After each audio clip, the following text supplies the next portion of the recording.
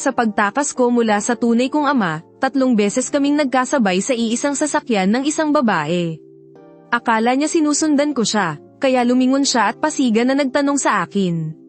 Bata, kanina mo pa sinusundan si ate, medyo nakakarami ka na, gusto mo ba akong idaan sa kama? Kumuha ka muna ng numero at pumila ng maayos. Pero, hindi ko type ang ganyang patpatin at lampayat at mong katawan. Sabay halukip-kip ng kanyang mga braso. At saka masyado akong mahal. Hindi ako pumapayag sa libre.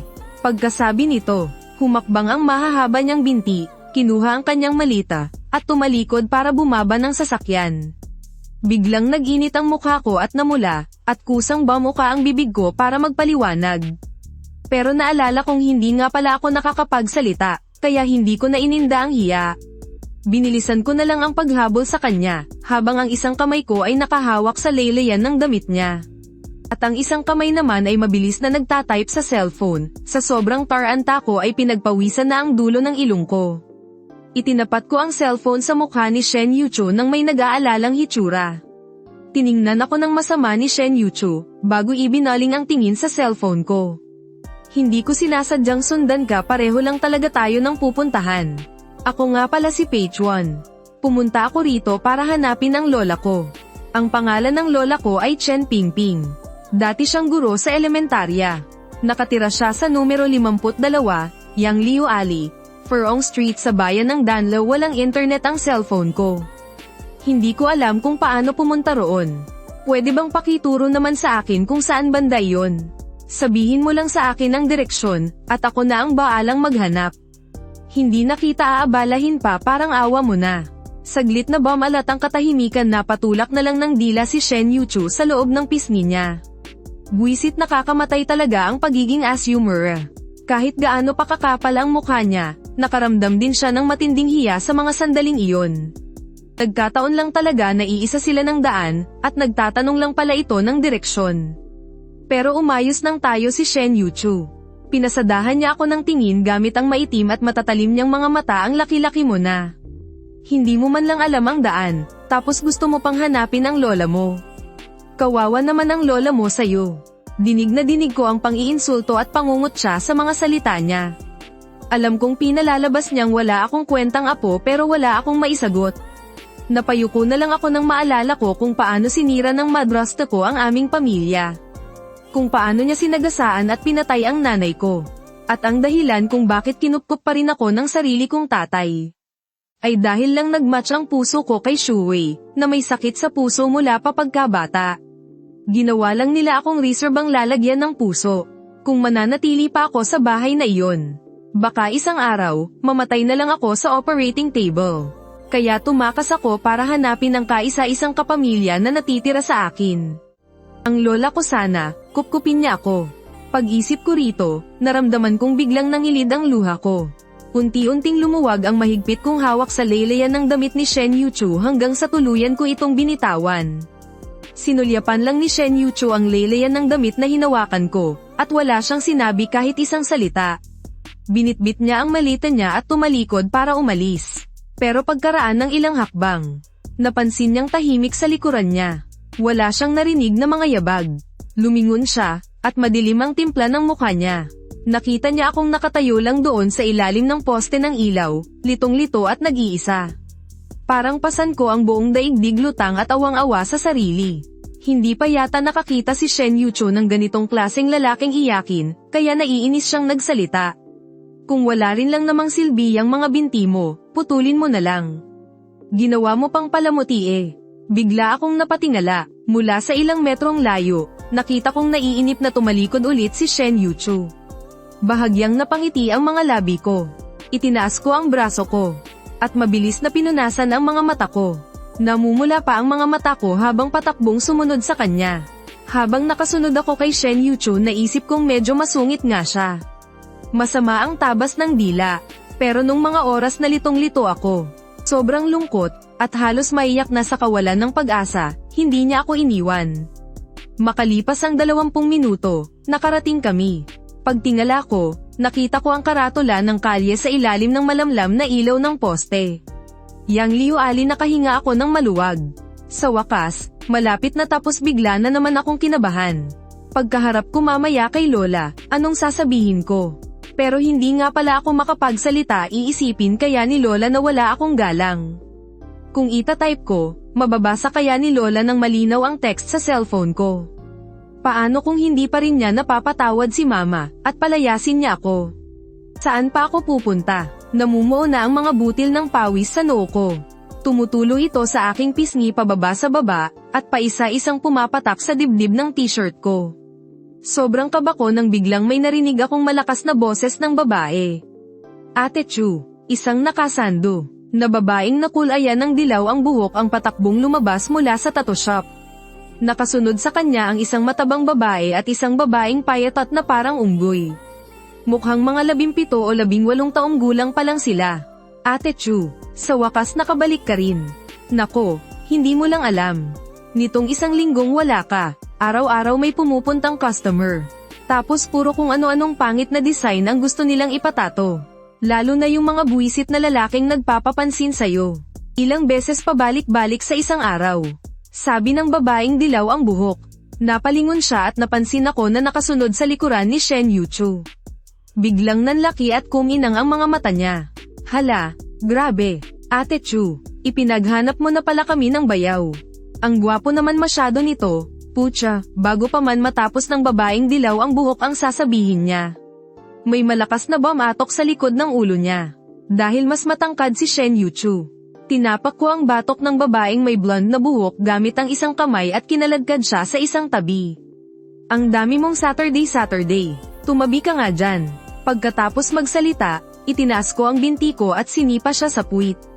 Nakuha ko rin ang atensyon ng payatot at ng maliit na matabang babae. Pareho silang nakatingin sa akin. Blanko ang mga mata nila. Takot naman. Mahigpit na nakakapit ang mahahaba niyang kamay sa strap ng bag, at hindi magawang gumalaw. Sinampal ni Shen Yuchu ng tig-isa ang 3 utu-utong babae. Mga walang silbi. Tapos ay binuhat niya ang malita. Ipasok niyo to. Sinalo ng matabang babae ang malita, at tulalang napatingin sa akin. Isasama mo ba ang bata para gumawa ng masama? Kumunat ang noo ni Shen Yuchu. Ang madilim at matalim niyang mga mata ay nagbibigay ng matinding kaba. Kung wala ring silbi ang dila mo, putulin na lang natin para tapos. Mabilis na tinikom ng matabang babae ang bibig niya, takot nang magsalita ulit. Mas maingat si Payatot, kaya nagtanong siya ng isang napakaligtas na tanong. Bakit po sumama pa uwi sa inyo yang bata? Nang marinig ito, lumingon si Shen Yuchu sa akin na nasa 1 metro ang layo, at ngumiti ng nakakaloko. Napulot ko lang. Pagkasabi nito, tamad siyang lumingon at nagsalita. Sumunod ka. Tumango ako sa 3 babae, at patakbong sumunod kay Shen Yuchu. Tinawid ako ni Shen Yuchu sa kalsada, papunta sa kabilang kanto. Uminto kami sa tapat ng isang bilihan ng prutas.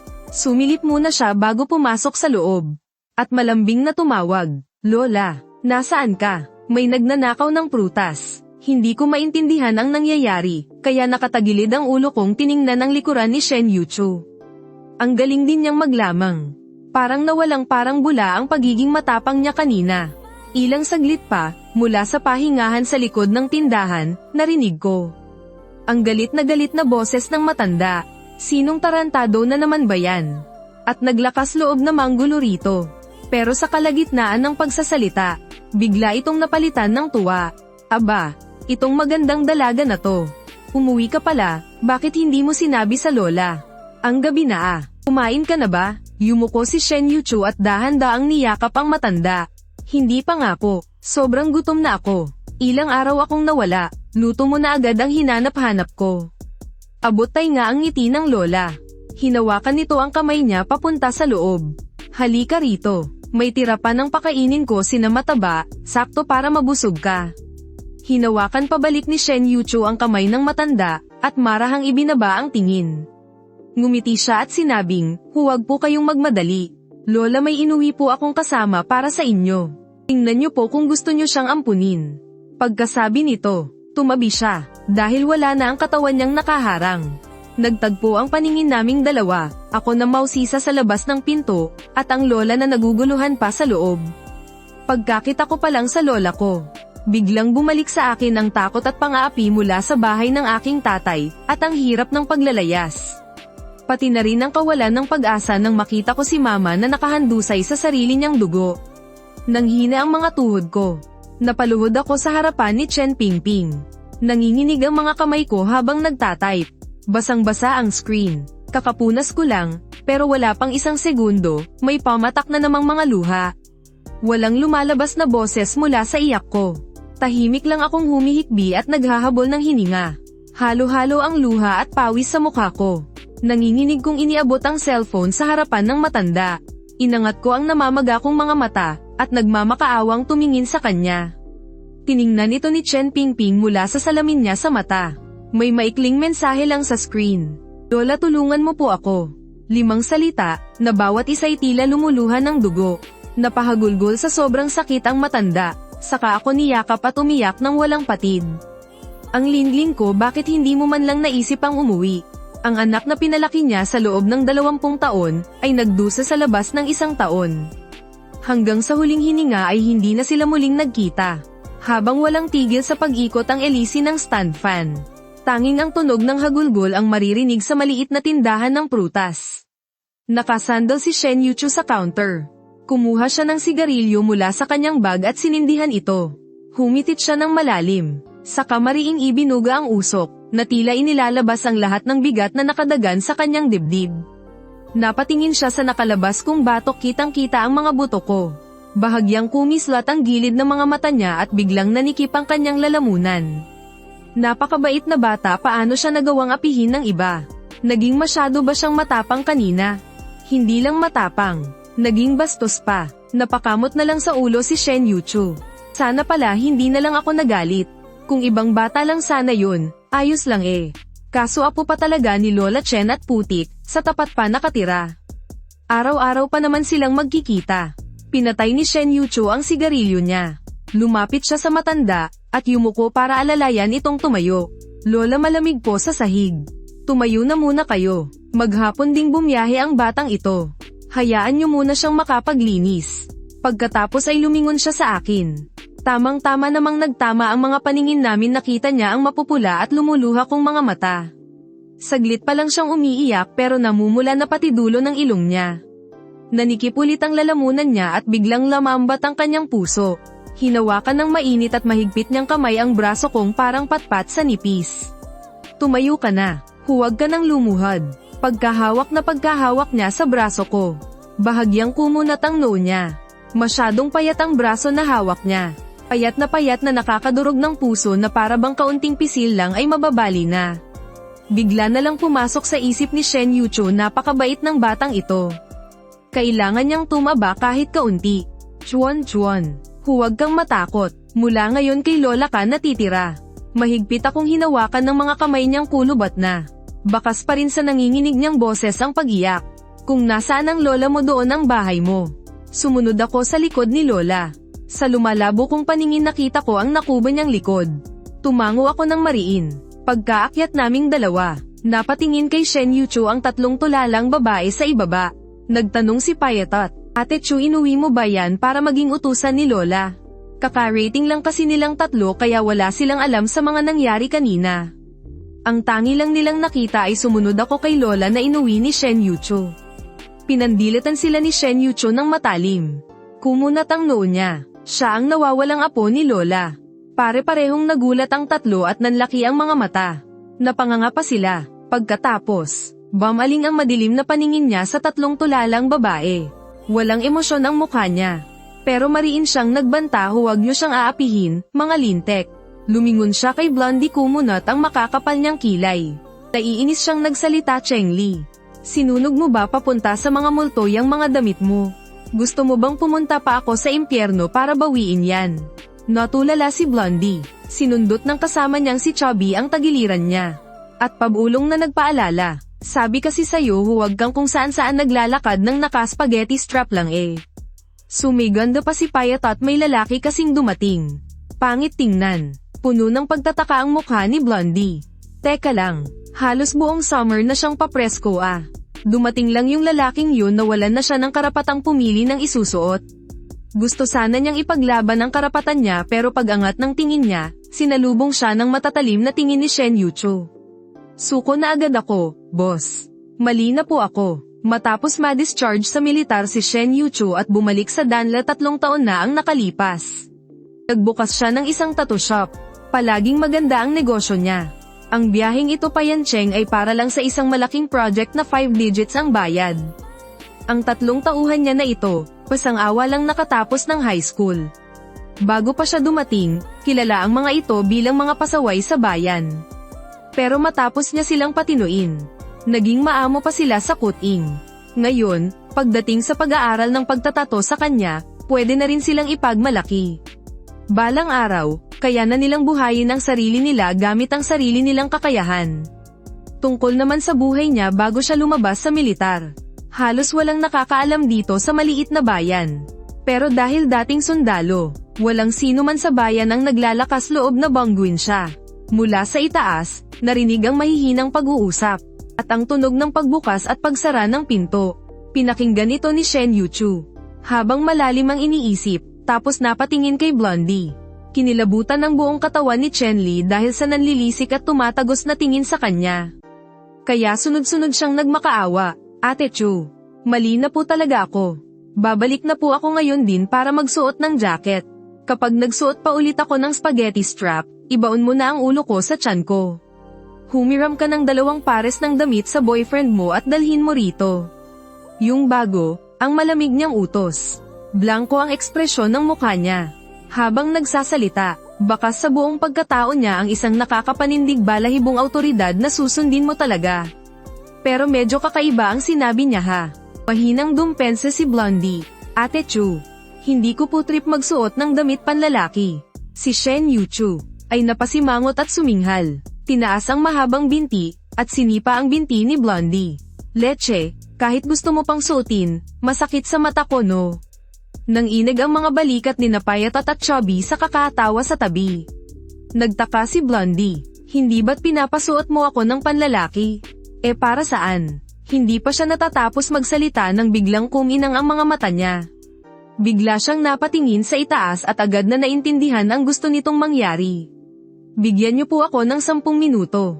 Natatawang tumakbo si Blondie. Ate Chu, grabe, ang observant mo talaga. Naisip mo pa talagang wala palang pamalit na damit yung bata. Pagkatapos kong maligo, napansin kong wala pala akong dalang pamalit na damit sa bag ko. Pagkatapos akong ihatid ni Lola sa banyo, umalis na siya para asikasuhin ang ibang mga bagay. Hindi ako makapagsalita, at hindi rin makatawag ng tao. Hiyang-hiya akong nakatayo sa loob ng banyo. At hindi ko alam kung ano ang dapat kong gawin. Habang nagdadalawang isip ako kung isusuot ko ba ulit ang marumi kong damit. May kumatok sa pinto ng banyo. Dahil galing sa pag-iyak si Lola. Paos at garalgal ang boses niya nang magsalita siya. Chuan, apo. Nilagay na ni Lola sa ibabaw ng silya ang damit mo ah. Galing yan sa boyfriend ni Chen Li. Medyo malaki siguro yan pag sinuot mo, pero pagtiyagaan mo na muna ah. Bibilhan na lang kita ng bago bukas, okay. Binuksan ko ng kaunti ang pinto, at inabot ang damit mula kay Lola. Nang buksan ko ito, nakita kong may nakaipit na brief na may print ng maliit na dinosaur. Sa balot nito, may nakadikit na sticky note. Madiin at maangas ang pagkasulat ng 2 linya. Bago yan, bagong laba at pinatuyo na. Biglang nag-init at namula ang mukha ko. Ang 2 linyang ito, pakiramdam ko talaga, isinulat ito ni Shen Yuchu, na kasing talas ng sulat kamay na ito. Inayos na ni Lola ang higan ko. Dahil walang aircon, nilagyan niya ng banig ang kama. Nang pumasok ako, nakita ko si Lola na nakaupo sa kama, nakatalikod sa akin. Hawak ang isang picture frame habang tahimik na nagpupunas ng luha. Nang mapansin niyang pumasok ako, nagmamadaling ibinaba ni Chen Pingping ang picture frame. Dali-daling pinunasan ang mukha niya, humarap, at ngumiti sa akin. Chuan, tapos ka na maligo. Tumango ako, habang nakatingin sa namumulang mga mata ni Lola. Naramdaman ko rin ang pamumuo ng luha ko. Pagod na pagod ka siguro sa buong araw na biyahe, ano? Halika rito at matulog ka ng maayos. Bukas na natin pag-usapan ng iba. Tinuro niya ang mga damit na maayos na nakatupi sa kama. Ipinahiram iyan ni Yuchu. Pinakiusapan niya si Chen Li na humiram sa boyfriend nito. Pagtiyagaan mo na muna iyan. May sasabihin pa sana si Lola. Pero lumapit ako at dahan-dahan siyang niyakap. Ang matandang ito na medyo nakayuko na at halos 60 taong gulang na, ay pinipigilan ng sakit sa pagkawala ng kanyang anak, habang paulit-ulit na inaasikaso ang pagtulog ng kanyang apong lalaki na ngayon lang niya nakita. Biglang tumahimik sa loob ng kwarto. Makalipas ang ilang sandali, hindi na napigilan ng matanda ang pag-iyak. Humagulgol siya sa sobrang sakit. Bakit ba ang naging sobrang lupit ko noon? Kahit nahusgahan pa ako ng maraming tao, sana iniuwi ko na lang siya. Sa dami ng nagdaang taon, kahit isang tawag lang sana niya ang sinagot ko. Hindi sana aabot sa puntong namatay na siya nang hindi man lang kami nagkikita. Ang matanda pa ang maglilibing sa bata, hindi ko man lang siya naihatid sa huling hantungan. Kung saan inilibing ang sarili kong anak, hindi ko man lang alam. Tinapak-tapik ko ang likod ni Lola, tahimik siyang pinapatahan. May luha sa mga mata, napatingin ako sa unahan. Sa ibabaw ng study table ay may picture ni Lola at ng nanay ko noong bata pa siya. Hindi lang sa mesa, kundi pati na rin sa dingding. At sa ibabaw ng cabinet, nandoon ang mga gamit na naiwan ni nanay. Ito pala ang kwarto ng nanay ko. Matapos mapatahan at mapatulog si Lola, akma na sana akong hihiga. Mula sa bintana sa tapat ng study table, may nakita akong kislap ng ilaw mula sa ikalawang palapag sa tapat. Nung una, hindi ko ito pinansin. Pero hindi pa man umaabot ng 2 segundo na nakapikit ako, bigla kong iminulat ang mga mata ko. Yung nasa tapat, hindi ba tiyon ang tattoo shop ni Shen Yuchu? Kung ganun, yung second floor hindi kaya. At para bang gusto pang kumpirmahin ang hinala ko, bumukas ang glass door ng balkonahe sa ikalawang palapag sa tapat. Isang babaeng nakasuot ng manipis na pantulog ang lumabas mula sa kwarto. Kahit kabilang kalsada pa, kitang-kita ko sa liwanag ng buwan ang kanyang kurba, at ang kanyang napaka-sexing katawan. Naalala ko ang maliit na note sa suot kong underwear, kaya bigla kong naramdaman na parang nagliliyab sa init ang boxer brief na to. Napabalikwas ako ng bangon mula sa kama. Namumula ang buong mukha ko. At mabilis akong naglakad papunta sa bintana para isara ng maigi ang mga kurtina. Sa kabilang kalsada, seryosong nagsasampay ng damit si Shen Yuchu. Sa gilid ng mga mata niya, mabilis niyang napansin na may gumalaw. Napalingon siya, at mula sa awang ng hindi pa tuluyang naisasarang kurtina, nakita niya ang sobrang gwapo kong mukha. Nahulog ang manipis na sigarilyong nakaipit sa kanyang mga daliri, at lumagapak ito sa sahig. Ang buong buhay na namuhay mag-isa na si Lola Chen, biglang nagkaroon ng napakagwapong apo na parang hulog ng langit. Pero ang bibig ng isang ito, mas matalim pa sa patalim. Kinaumagahan, may mga nagkunwaring bibili ng prutas para lang makasagap ng chismis. Lola Chen, balita ko umuwi raw ang apo mo. Kailan ba nagpakasal ang nanay niya? Pagkasabi nito, biglang nawala ang ngiti sa mukha ni Lola Chen. Hindi niya kayang sabihin na nabuntis sa labas ang anak niya. At mas lalong hindi niya pwedeng banggitin na matagal na silang iniwan ng lalaking iyon. At ang pinakamasakit, wala na sa mundong ito ang anak niya.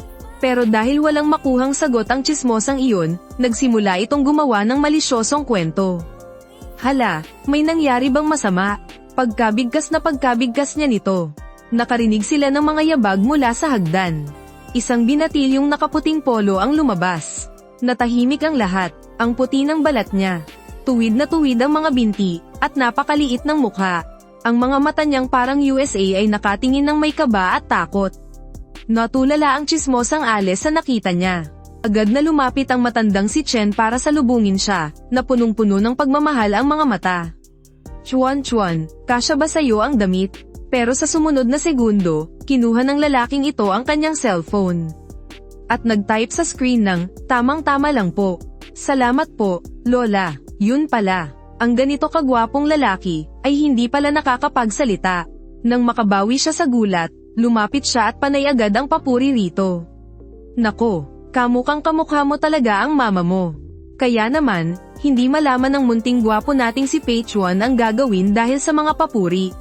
Akmang magtatype na sana siya para sumagot, pero bigla siyang pinigilan ng lola niya. Dali-daling nagpaliwanag ang lola, na aksidente kasi ang Chuan namin. Hindi pa siya nakakapagsalita, Sino ba naman ang mag-aakala na biglang mag-iiba ang timpla ng mukha nitong si Zhao? Napapataktak pa ang dila nito at nag-inarteng sinabing, "Naku po. Sayang naman, napakabuting binata, paano kayang?" Hindi na niya natapos ang sasabihin, pero napakalinaw ng ibig niyang iparating. Paano siya naging pipi? Agad na nawala ang ngiti ni Peichuan. Napayuko na lang siya, pero sa pagkakataong iyon, isang maangas na boses ang narinig mula sa likuran, na may halong nakakasar na tono.